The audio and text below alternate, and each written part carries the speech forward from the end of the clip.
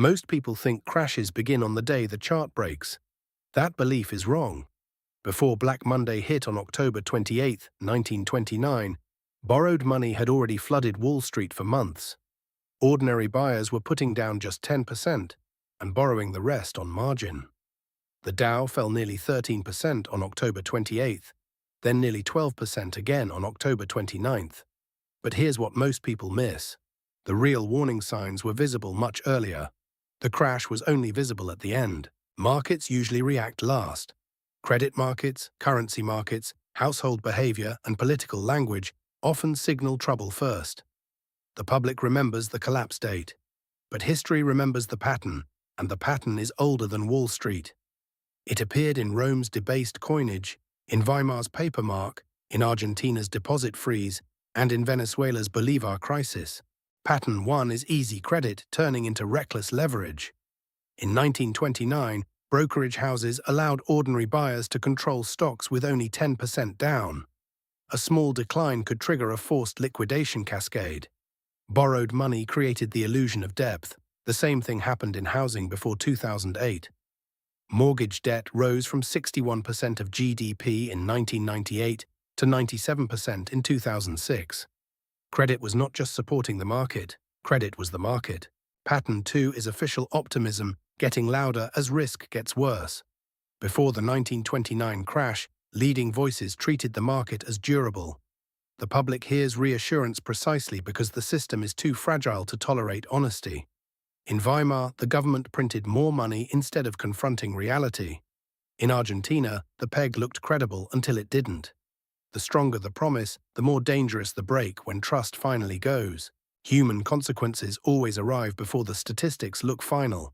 In Weimar, one student recalled buying a cup of coffee for 5,000 marks and moments later for 7,000. A wheelbarrow full of money could not buy a newspaper. Farmers refused to sell produce for worthless cash. Pensioners starved.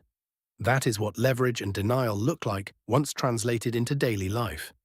In 2007 and 2008, families were carrying mortgage statements instead of wheelbarrows. Pattern 3 is currency stress before market stress.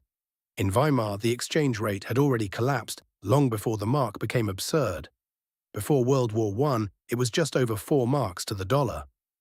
By November 1923, it had reached 1 trillion. Pattern 4 is capital flight and defensive behavior. People flee first, governments trap later. In Argentina by 2011, demand for foreign currency increased substantially, and authorities tightened capital controls to reduce pressure.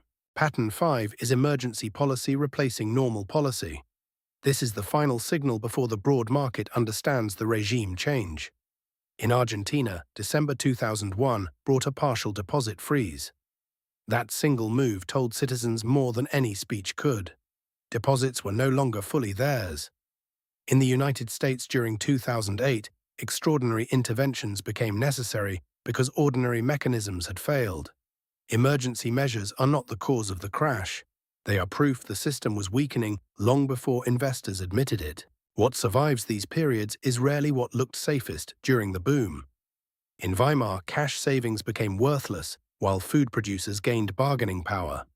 They held something with direct use. In Argentina, those with hard currency outside fragile banking channels had options when deposits were frozen. In Venezuela, commerce increasingly revolved around whatever could hold value longer than the bolivar. The contrast is stark.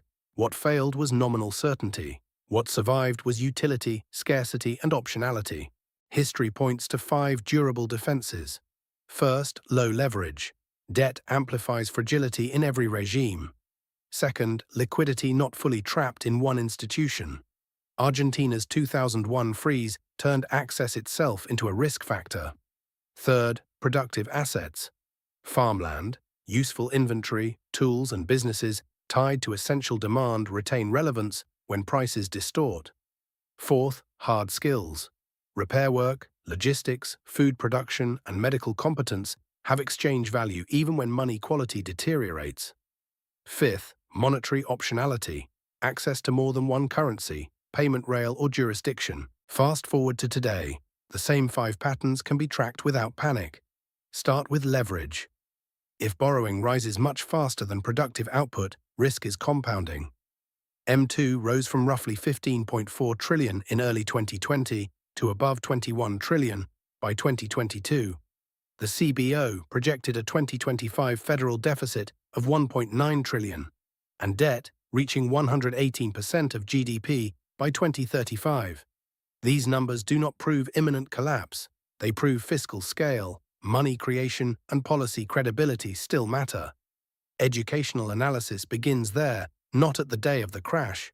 Practical preparation is less dramatic than most people think. Reduce fragility. Know where liquidity actually sits. Understand counterparty risk. Build at least one skill that stays valuable in recession, inflation, or financial repression. Watch forward indicators more closely than backward headlines. Study the plumbing, not the marketing. This is not financial advice, it is historical pattern recognition. Which assets, skills, and behaviors actually survive when normal policy breaks down? That is where preparation begins. Here is the 30-second summary. 5 historical patterns usually signal a crash before markets react. Easy credit, louder official optimism, currency stress, capital flight, and emergency policy. 1929 showed the leverage. Weimar showed the monetary endgame. Argentina showed how access can disappear before savings do. Venezuela showed what happens when trust in money is replaced by survival behavior. The chart is always the last witness. The next question is even more important. Which assets, skills, and behaviors actually survive when normal policy breaks down? That is where the next chapter begins. If you want to understand the system instead of just participating in it, this is where true preparation begins. History has the answers. The pattern repeats because human nature and incentive structures do not change.